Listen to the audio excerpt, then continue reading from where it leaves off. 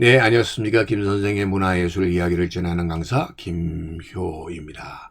이 시간에는 판대목 갯벌에 놓인 통영 해저터널이란 제목으로 말씀을 드려보도록 하겠습니다. 지금 화면 속에 보고 계시는 것이 해저터널이 되겠는데요. 이 해저터널이 놓여있는 이 통영시는 일찍이 삼군수군 통제영이 있었기 때문에 이를 줄여서 통제영 통영시가 되게 되었다라고 보시면 되겠고요. 그러다 보니까 이 통영의 가장 대표적인 상징적인 역사 유적에 해당되는 것이 바로 이 지도에서도 표시되어 있는 세병관이 될 수밖에 없다라고 보시면 되겠습니다. 바로 이 세병관이 자리 잡고 있는 통영시와 맞은편에 보고 있는 미륵섬 사이를 연결하고 있는 것이 바로 이 해저터널이라고 보시면 되겠는데요. 여러분들이 이 통영시가 있는 지역이 한려수도로 유명한 곳이라고 알려져 있는데 일찍부터 이렇게 물길이 발달한 지역이었기 때문에 통영과 더욱 관련이 깊었던 것은 이쪽 거제시가 관련이 대단히 거제도가 관련이 깊었었고요.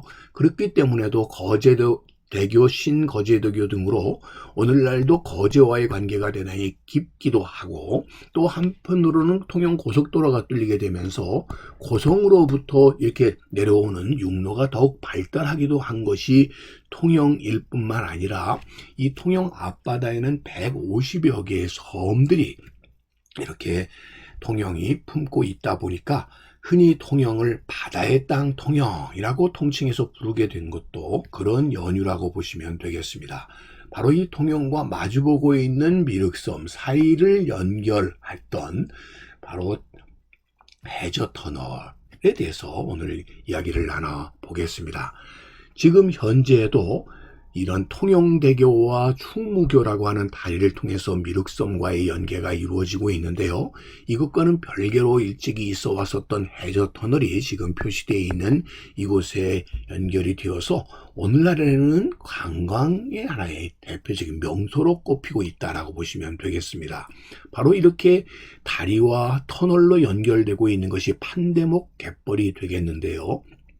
일찍이 임진왜란 때 한산대첩에 크게 패했던 외병들이 후퇴하던 중에 퇴로가 막히자 이곳을 뚫어가지고 수로를 이용해서 후퇴를 하게 되었고 대부분의 외병들이 이때 죽었다 해서 판대목 혹은 판도목 혹은 송장나루라고 불렸었던 것이 바로 이 판대목 갯벌이 되겠고요.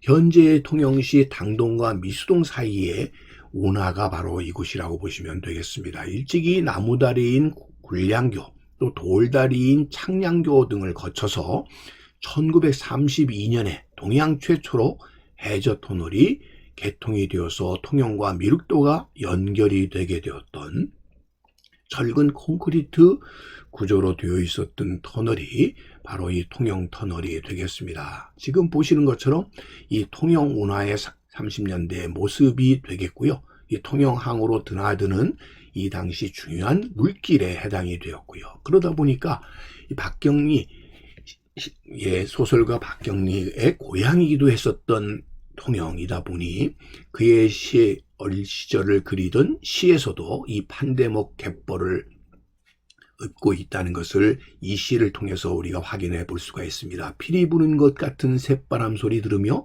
바지락 파다가 저무는 서천 바라보던 판대목 갯벌. 아이들 다 돌아가고 빈 도시락 달각거리는 책보 허리에 메고 뛰던 방천길. 세상은 지인작부터 외롭고 쓸쓸하였다라고 하는 그의 시의 배경이 되고 있는 오늘날의 이 판대목 갯벌의 모습을 이렇게 보이고 있습니다. 이제는 다리로 놓여져 있는 이곳은 1910년대에 지도에서 확인해 보시는 것처럼 바로 이 통영과 미륵섬 사이를 연결하고 있었던 바로 이런 물길이 당시에 이렇게 나무다리인 굴량교로 연결이 되기도 했었고요.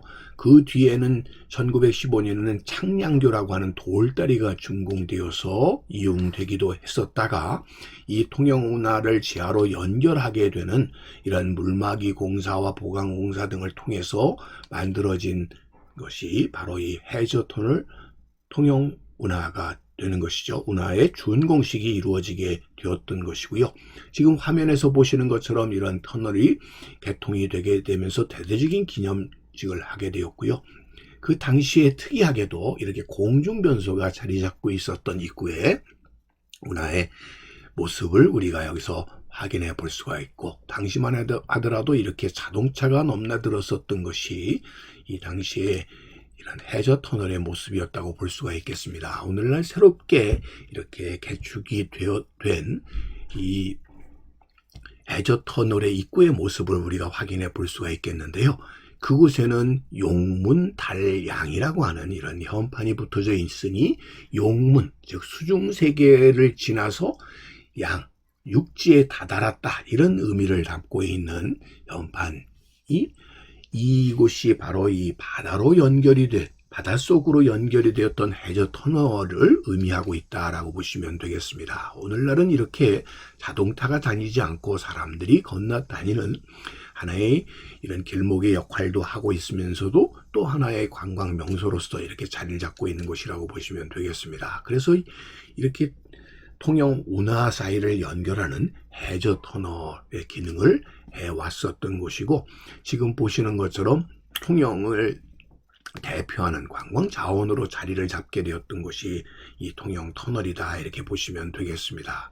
자, 이 통지형이 바라다 보이는 언덕 위에 박경리 선생이 태어난 집의 흔적들이 지금도 기억되고 있는 이유는 바로 이 통영항이라고 하는 것 자체가 바로 이런 많은 섬들을 품고 있는 곳이고, 그러다 보니까 많은 이야기가 담겨져 있는 곳, 그래서 많은 예술가들이 태어날 수 있는 곳, 그 중에 대표적인 시이자 소설가가 바로 이 박경리 선생이 아닌가 싶습니다. 오늘도 이 통영이 우리에게 그리운 장소로 이렇게 찾게 되는 이유 중에 하나가 이 통영의 아름다움을 더욱 우리에게 가슴 깊이 전달해주고 있는 많은 예술이 이곳에서 싹트고 오늘날까지 전해 내려오기 때문이 아닌가 싶습니다. 오늘 이 시간에는 통영 앞바다의 통영 운하 속을 연결했었던 이 해저 터널과 관련된 이야기를